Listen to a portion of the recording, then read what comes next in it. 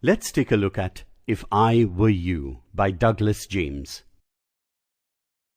Gerard is on the phone. He hangs up and starts packing a bag. A man quietly enters from behind and moves towards Gerard. The intruder accidentally hits the table, causing Gerard to turn. Gerard greets the intruder pleasantly. The intruder, however, threatens Gerard. He also wants to know a few things about Gerard. Gerard replies that he is happy to answer the intruder's questions, but he also asks if he can be more comfortable. The intruder tells Gerard to sit on the chair. He wants to have a nice talk about Gerard's life. Gerard is ecstatic. He has finally found someone willing to listen to his life stories. He launches into a story of gypsies stealing him as a child. The intruder interrupts Gerard and tells him to just answer his questions. He asks Gerard for his full name and whether he owns a car. Gerard wants to know what will happen to him if he doesn't answer. The intruder replies that he will hurt Gerard if he does not answer. Gerard replies that his full name is Vincent Charles Gerard and he doesn't own a car. The intruder tells Gerard not to lie to him. He knows that Gerard keeps a car. He can also hurt Gerard without killing him. He then wants to know if Gerard receives frequent visitors. Gerard answers that other than a few delivery people, he very rarely receives visitors. The intruder again catches Gerard in the lie and then reveals that he has been watching Gerard for quite some time. Gerard comments that the intruder knows quite a bit about him. In return, Gerard asks the intruder about himself.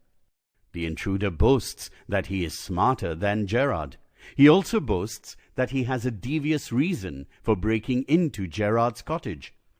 He tells the story of his last robbery and how he is on the run from the police. He now reveals that he plans to kill Gerard. After killing him, he can assume Gerard's identity. Gerard tells him that it is not a good idea to take over his identity. The intruder counters him by saying that Gerard's life of isolation will suit the intruder perfectly. After all, in the village, he is somewhat of a mystery. At this point, Gerard reveals that his name is not Gerard, and he is as guilty as the intruder. He was involved in a gunfight with the police. One of his men was caught with compromising materials. The police knew where he was and were on their way to the cottage. In fact, he was about to run when the intruder entered his cottage. Gerard now asks the intruder to check his bag, which contains clothes for disguise and his gun. Gerard also tells the intruder that he has a lookout man on the main road. Just then, the telephone rings. Gerard tells the intruder to hurry and points to the door next to him. The intruder says he does not believe Gerard's story. Gerard tells him to check it out for himself. The intruder opens the door. As he leans in, Gerard pushes him inside the door and knocks the revolver from his hand. The door leads to a cupboard. Gerard slams the door shut and locks in the intruder. He picks up the revolver. Holding the revolver, Gerard answers the telephone. He asks the caller to find the sergeant and send him to his cottage. So, through his presence of mind, Gerard manages to save himself from the intruder.